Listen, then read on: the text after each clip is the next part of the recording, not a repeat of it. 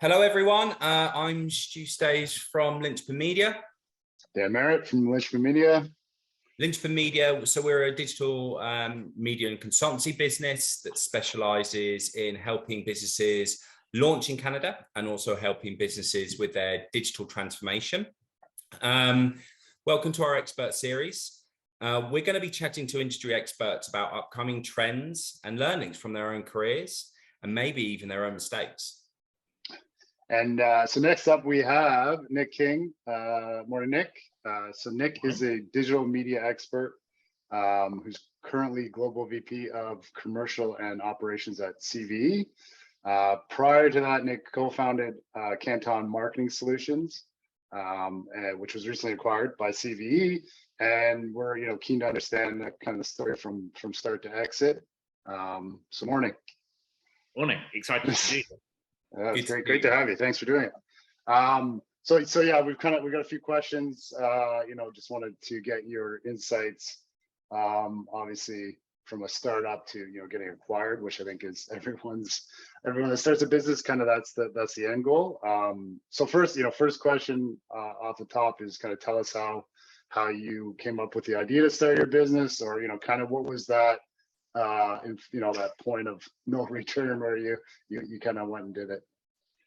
Yeah, sure. So our sort of focus was about 6-7 years ago. We were looking at the ecosystem and kind of felt that there was a missing piece of the puzzle. My co-founder Rob and I, we came from different sides of the ecosystem. He from the more media buying side, I from publisher and ad tech. But what we felt was that as marketing was become more and more data driven, and also with that sort of the spectre of in-housing kind of over the industry at the time, we felt that sort of a lot of the traditional models weren't really set up to help brands, drive forward into sort of the 2020s. So we very much looked at it that brands need a layer of support and consultancy, if you will, really trying to help them with all of the technology challenges, the data challenges, how to set up their business, what we call operating model, how they looked at creative, and all of those elements. They needed a sort of layer of independent advice to support them. And that wasn't really there. If you kind of look at that agency model, it's very much driven to owning, and what they do brilliantly is buying media at a great value. But they weren't really looking to do what we were looking to do. And that traditional consultancy model, they came at it more from a business operations point of view. And we really felt there was a big gap where a consultancy could be created for marketing. And that was really where we sort of started to talk about this probably 6-7 years ago. And then we pulled the trigger in the summer of August 2018. We very much sat there. And I always remember, actually, Rob said to me, if you want to keep moaning about how the industry is missing somebody, we can meet up and do it. And, because we were friends for over 20 years, having met at university. So he said, I'm more than happy to do that. But if you actually want to change, let's quit our jobs and go and set up that business. And that was sort of the moment where we actually pulled the trigger. He started a little bit before me, and then we... towards the end of the year, I resigned, and we really sort of ploughed on with Canton and started working with some great brands, and that's where we got to today. And did you have like a client? Did you have like a book of business where you kind of that trigger point? Because I think obviously there's so much stuff that you said there that Dan and I can also relate to.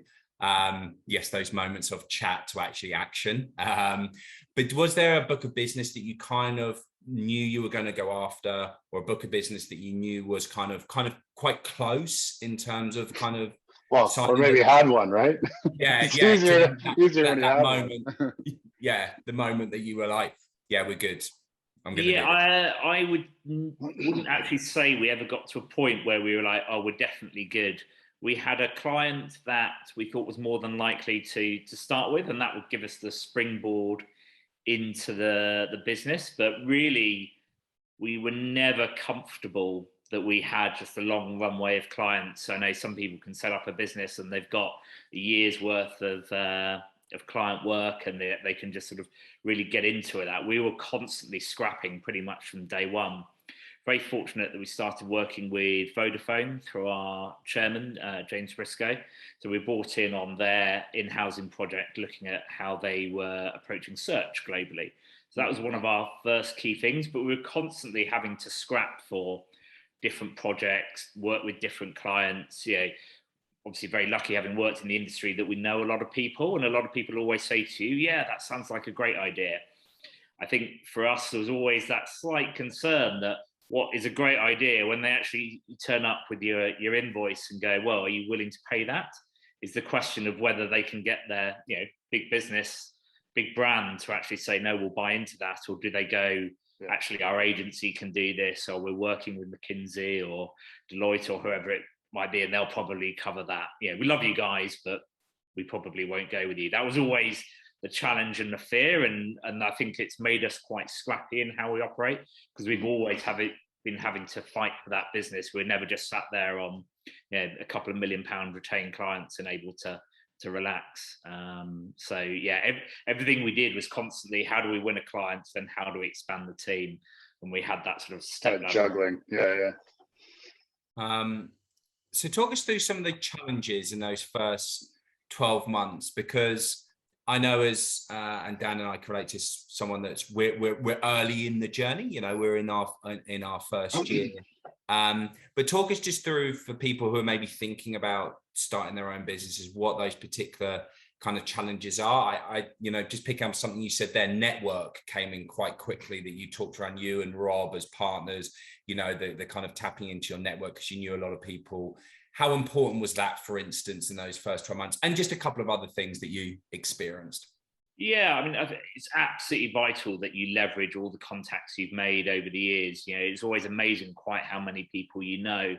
But for us, we always taught that new business is the lifeblood of any consultancy, agency, publisher. If you're not doing new business, you're probably going to struggle as a business. So that was always a focus for us and something that we had to do. Fortunately, we came from a background of my sort of more ad tech media side, a lot of new business, but Rob had been doing new business in big agencies like MediaCom for many years.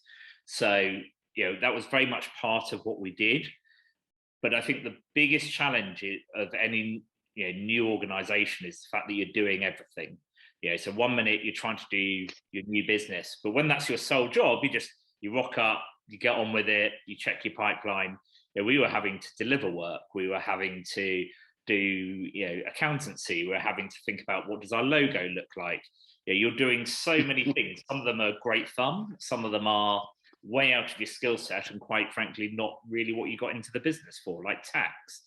And I think that is the challenge of, where do you put your time in any one day? It's brilliant that you own your own business, but actually you're torn, and so many things are important. If you don't pay your tax, then there are serious problems. So you can't put it completely to the bottom, but at the end of the day, as I touched on, we always had the mantra that new business was what we should be focused on, and spending a lot of time talking about it and doing it and working with clients.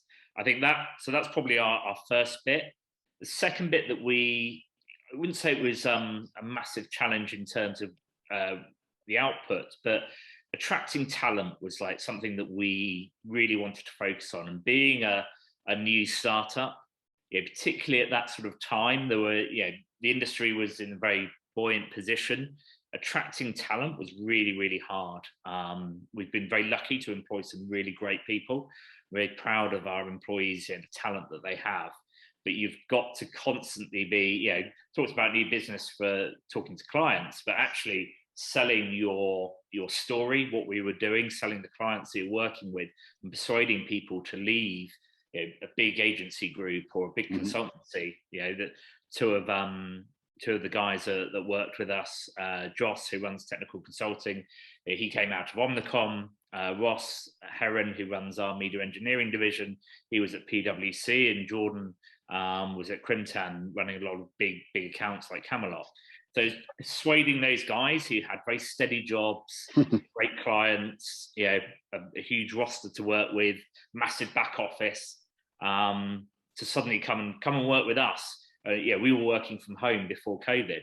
Persuading people to do that was a big leap. So that was definitely a big part for us. And I think the final bit that I always say, and it's often said on podcasts and podcasts like this, cash flow is one of the hardest things. And I think it's the one thing that still keeps you up sometimes, is just knowing that if we were having a bad run and clients hadn't paid us, was that Rob and I wouldn't be able to pay ourselves, because the priority was that we had to pay the team. And that kind of puts a very different perspective compared to, I've been a salaried employee for the whole of my career. Yeah, ultimately, I never had to worry, would you get paid on the 28th or 30th of the month? Suddenly being in that position where you're going, if that client doesn't pay us, we're in a bit of trouble, was such a mindset shift.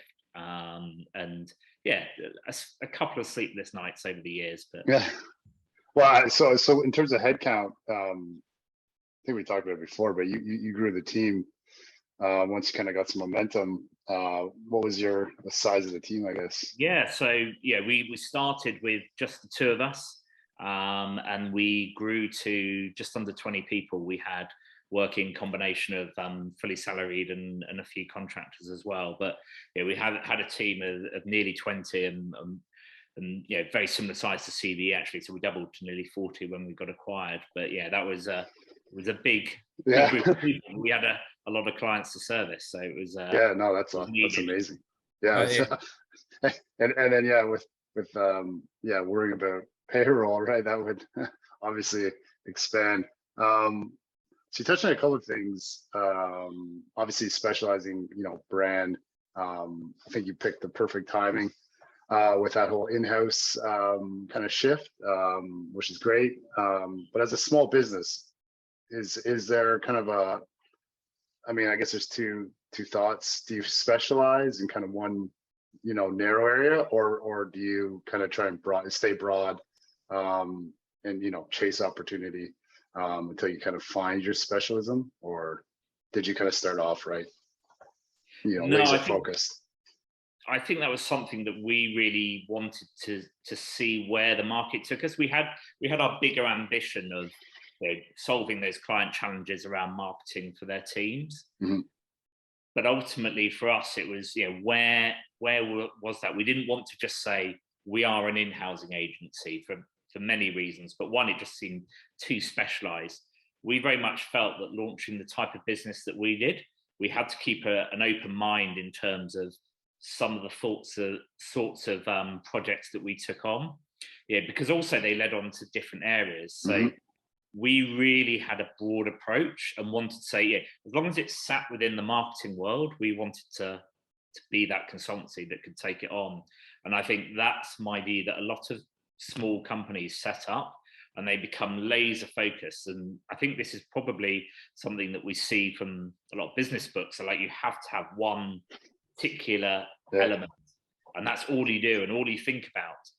And I feel like we go slightly against the sort of prevailing winds, that we very much feel that having that breadth allowed us to, sometimes we would turn down projects. It doesn't mean that we had to take everything on, at least get in a room and have a conversation about what a company wanted us to do, because we felt that we had that reputation as guys that could solve problems.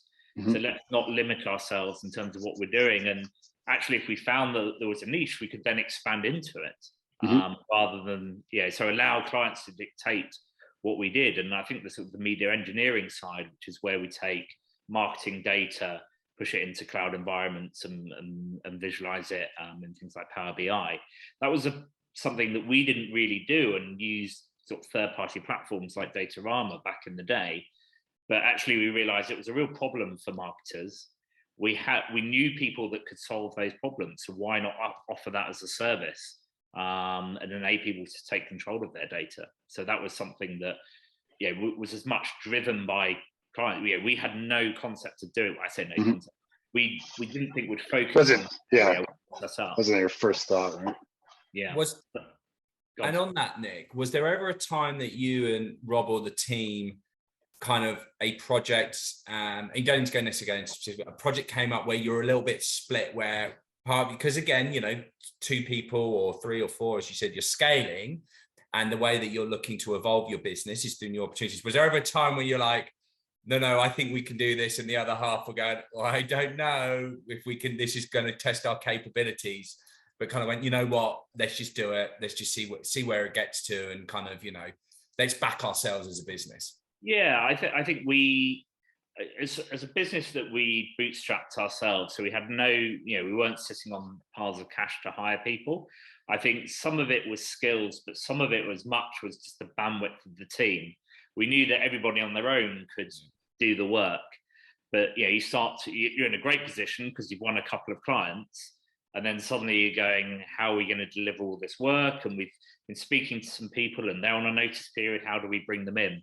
There were definitely a couple of times when you go, yeah, this will either be the making of us, or we'll probably have a breakdown and need 2 months rest, which is we didn't really have that option at the time. So that was sort of definitely a challenge that we had. That growth bit is very hard to predict, because even now we still have struggles as to how long a client will take to solve off put a consultancy project through, and that makes it very hard to sort of plan as a business. But yeah, that's where we got to. And one thing we want to ask is, was there ever a moment that you thought, you know what, we've done this, we've cracked this, we're on the roads, this is we feel like we're in a really good position? Was there ever that moment you felt that, or were you always striving to kind of go, no, can't celebrate too much, need to keep going?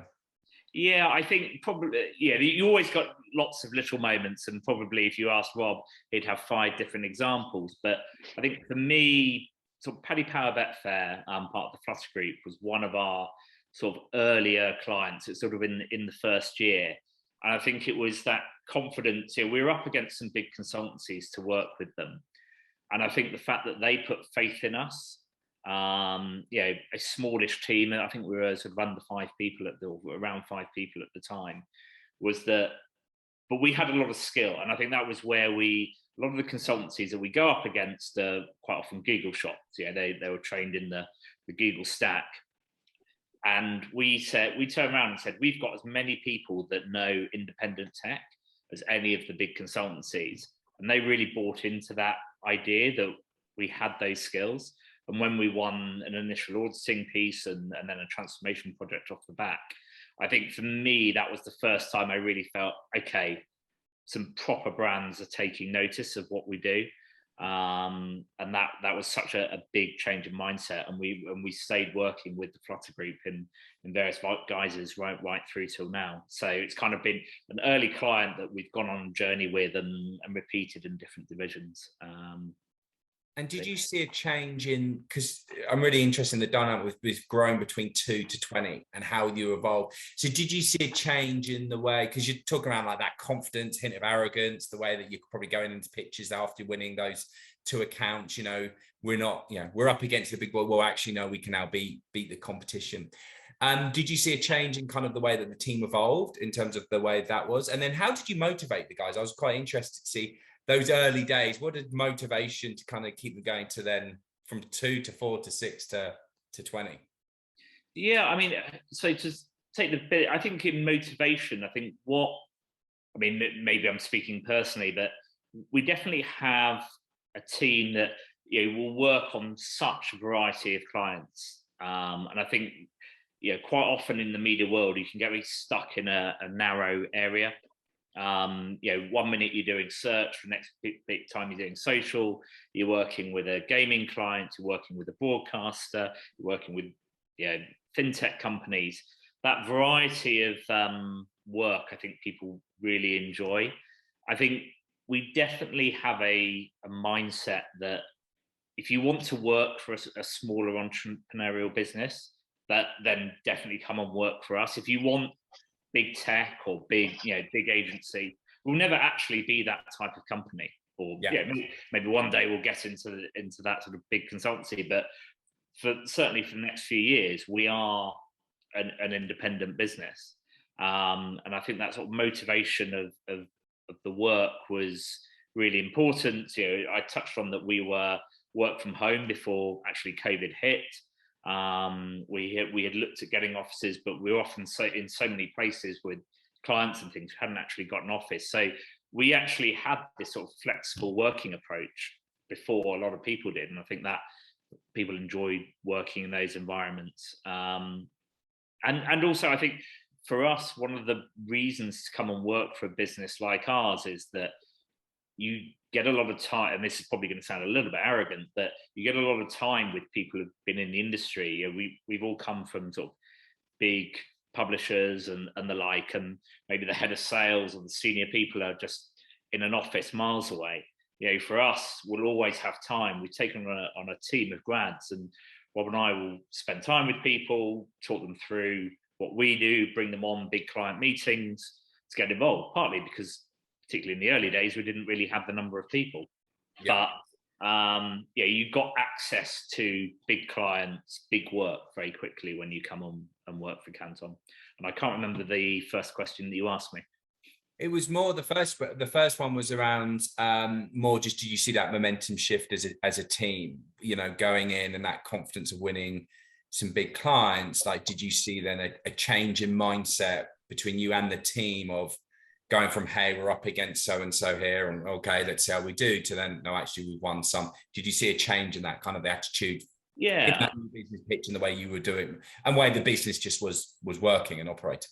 Yeah, I think probably the most nervous people, Rob and myself. I think the team were like, yeah, that's what we do. We win these big clients. Probably we were the ones that were going, I can't believe we're winning these big clients at the beginning. So yeah, the Swans. You and Rob are the Swans. Yeah, exactly. There was belief in us, even if we didn't always have it. We always believed that we could do it, but at times we were surprised at how quickly we managed to do it. I think that was always something that was quite amazing. Awesome. Yeah, so you touched on variety, right? And so Stu and I that's I guess the biggest thing right now for us is just you get exposed to so many different areas of the ecosystem, right? And you look at it as opportunity versus, you know, getting stuck in on something. So you've obviously had you know, a successful start to exit, you know, phenomenal growth, building a great team. So lots of, you know, rewards in itself there. But, you know, you've been recently acquired. And so, you know, if you could maybe just talk us through how that came about, you know, some of the highlights and, you know, maybe lowlights, things to watch out for anyone else, you know, that might be going through that process or, you know, thinking about that process. I don't know if you were actively looking to get acquired or, you know, kind of someone, you know, sought you out. But yeah, just kind of talk us through that whole process and yeah, sure. The eventual, you know, the exit. Yeah, I mean, so our plan had always been to exit and sort of sell the business, but actually at the time, we weren't particularly focused on that. It was all about growth for us and what we did. Yeah. But yeah, obviously Paul Frampton, who's the president of CVE, yeah, very well known in the industry, and we had some sort of initial chats, yeah, probably 18 months ago in terms of where things were, but we were kind of like, we're just doing our thing. You know, we very much looked at businesses like CVE as that classic. They were in a very similar space. Yeah, they'd seen the same gap that we had, and we sort of thought the more companies doing what we do is probably a good thing. There are times when you don't want any competition. We thought the more people trying to establish a similar sort of consultancy and really pitch this area was vital. So wanted to know the CVE guys, you know, Jay, who's president of Goodway, the ownership, really smart guy. So we'd always had a liking of what they did, but we weren't particularly focused on selling. But it was sort of a conversation that developed, as so often happens when you're not desperately trying to sell your business. It sometimes becomes a little bit easier, right? Yeah, for sure. Because we weren't too focused on, yeah, how do we get out, and we're very much part of the business. We're not. There's no desire to leave. We wanted to make this the phase 2. So it was quite a long courtship, if you will, in terms of talking about the opportunities and what they're trying to achieve. But I think the main thing that we focused on constantly was the fact that we saw CVE as having very similar values to us in terms of how to approach the market, talk about independence quite a lot. They're very focused on that as well. Similar size, or were they slightly? They were, very similar size to us. So it was kind of a meeting of companies, and that sort of philosophy, we've always come at it from something that Canton talked a lot about, was practitioners. We wanted everybody in our business to have done it. They didn't just read the manual. They've read everything at Harvard Business School.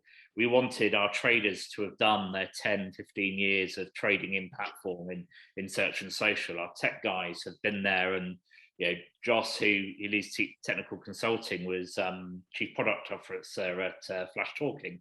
That sort of background of people who've done it, not just talked about it, was really vital. And CVE had that sense from Paul, who'd obviously led an agency right through the business. So it was a long period of talking about what we wanted to do, but at one point it just seemed like the absolute logical thing to do. Everything really aligned in terms of how we were focused, what we wanted to achieve, and that's when we did it. So it was kind of then the due diligence process, which always takes a while.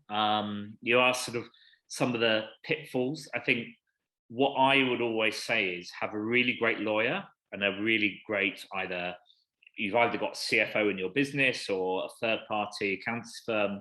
We had some brilliant lawyers in Ollie Blears from RW Blears, who really helped guide me through, because this was the first acquisition I'd done. And our accountants at Sam Rogoff were just fantastic in terms of explaining all the efficiencies, where to watch out for elements, and really guide you through that. Because I think that's one of the hardest things when you're a first-time founder, is that you're so out of your comfort zone, and having people who are experts. We try to do so much of our business in-house. That was the one moment where we just said, no, we need support, we need help to guide us through, and work with counsel from CVE and Goodway, and make sure that we understood what we were doing and how to approach it. So that was probably our biggest potential challenge, but I think where we were incredibly well supported. Final question from us, and this is just a quick fire question, is just some advice from your point of view. So it's, what 3 things should someone consider when they're creating their own business? So someone who's going from when you and Rob, probably in certain social situations, and when Rob went, no, Nick, stop talking about this, let's do it. And Dan and I can definitely associate that. But what would the 3 things that you would say from those people who are in that position at the moment, where they're like, oh, I don't know, to then go and do it? Yeah. I think the first one is a little bit straight out of Business 101, but it is, what problem am I solving? All of the products that you then launch, you can work out and decide. If you've got that image of the company that you're trying to build, and when somebody says, what does your company do? And you can say, we help you do X, it makes life so much easier, because you've got that overarching purpose we touched on a moment ago about being able to sort of work across different areas. But so you've got that central goal, or North Star, as people so often say. I think that's absolutely vital.